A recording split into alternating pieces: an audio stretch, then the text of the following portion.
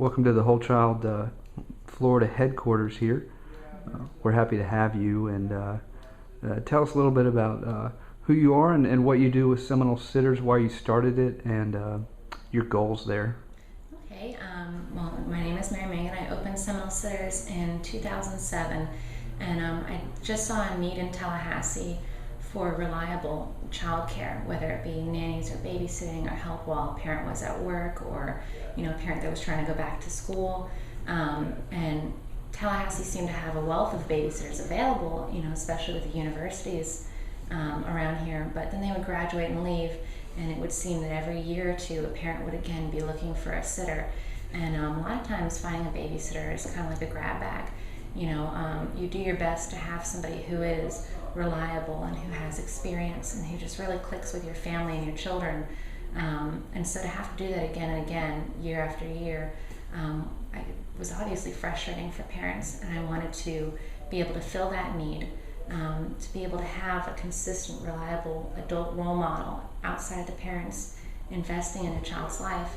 And also kind of give parents that opportunity that when they are at work or when they're going on a date night, working on their marriage, that they have the peace of mind while they're away from their children, and they can have somebody that they can trust and that they can depend on to care for and love on their children as they would. Mm-hmm. Well, that's great. And what qualifications do your babysitters go through in order to work for Seminole Sitters? They must have worked with children in a consistent.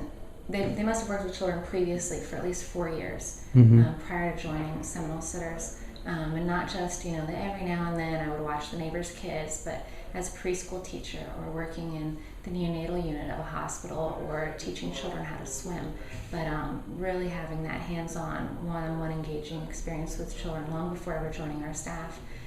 They must be CPR and first aid certified, including for infants, because we do care for infants, newborns, and even those that were born premature.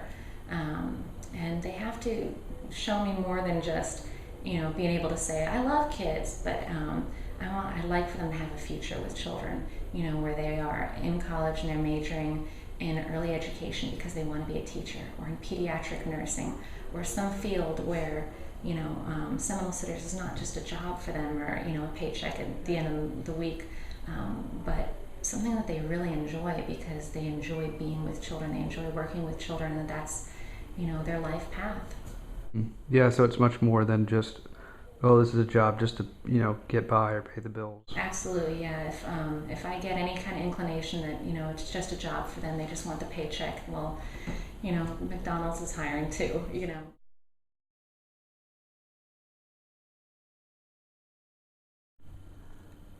So tell me a little bit more about what's the process of, let's say I'm a first-time parent coming to Seminole Sitters. How would you make my kid feel at ease when there's probably going to be some separation anxiety or that kind of thing? Depending on the age of the child, a lot of times the sitters will redirect the child. What's most important when a family, or when the parents are leaving, is to make sure that the child sees you leaving, to give them the goodbye, and to tell them, I'll be back, I'll see you soon, I love you, and then to head out the door, to not draw it out or to prolong it. But that way, if the child knows that you're leaving, instead of them being distracted and then looking up and you're gone, and then feeling afraid, they're able to kind of address it right away, and they will cry, and it pulls on mom and dad's heartstrings to walk out the door and to know that they're crying. But at Seminole Sitters, what we do is we make sure we acknowledge mom and dad are leaving. They are going to come back, and then we'll redirect and let's have fun until they come back. Mm-hmm. And either break out the bubbles, or the board game that drives mom crazy, but the child loves. For me, it's Candyland. It's a great game. It drives me crazy, but the children love it. And and Seminole Sitters can be that babysitter that will play that game that they love. And with a child redirected, knowing that you're gone, but being reassured that you're going to come back, it really helps with separation anxiety, where they are going to cry, but we can help them to address it and then to move on from it, and then celebrate when their parent comes home again. Yeah, so I think the first time is probably the hardest time, probably both for the parent and for the child. But then, yeah, if you can find a great game that the child loves to play or an activity that the parents might not be their favorite, then they're like, well, Seminole Sitters will do this, and so it's a win-win for everybody. Yeah, we do have sitters that are going to undergraduate school or graduate school. Some are moms and grandmoms themselves. But as much as within my power to do, I try to have a staff that I can retain for more than a few years. Even during the application process, I ask, are you going to be in Tallahassee for more than 2 or 3 years? Are is this something that you're willing to commit to? Because children and parents get attached to that sitter that really clicks with them, that invests herself into their family. And a high turnover rate is not desirable at all, not for me, not for the family, and it's not stable for the children either. The goal is to have a sitter, that one sitter that can just invest in the family, can get to know the child, get to know the family, how they work, and to back up the values that the parents wish to instill in their child.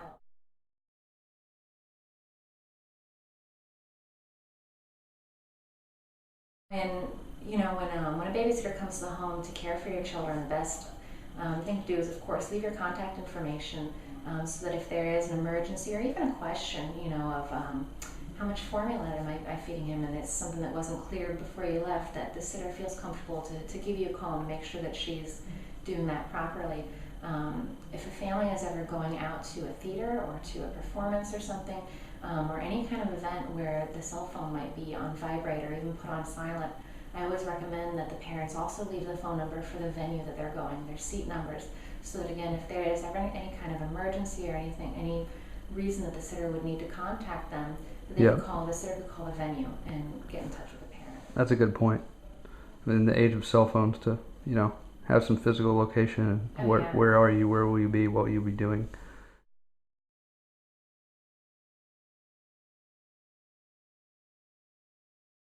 And you guys have been in our list of providers for a long time. And we have over 2,000 providers. If you go to wholechildleon.org and click on resources, you can find all the providers. Tell us a little bit about your impressions of Whole Child and the services that we offer to the community. I've been very impressed with Whole Child Leon, just as the name implies.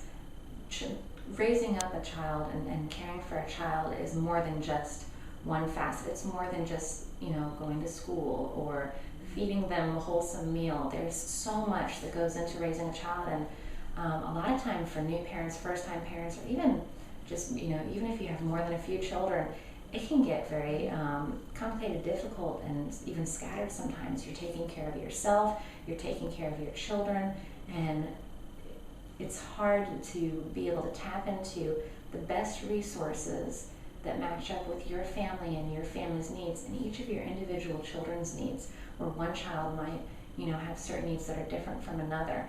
And to have a place where there is just really a wealth of resources that you can tap into is fantastic, to have it all in one place. And I feel like it takes a load and a burden off of a parent that might otherwise kind of look around and say, well, where can I get in touch with pediatricians, or resources for healthcare or for childcare, and many different avenues, babysitting and beyond. And it's just a very convenient resource to take a lot of stress off of a parent's shoulders. And where can parents find more about Seminole Sitters? The website is the best stop, SeminoleSitters.com. Parents can find pictures and short biographies of each of the babysitters. They can learn more about our history, and we even have a calendar on the website of kid-friendly events that are going on throughout the week. Okay, great. Well, thank you so much, Mary.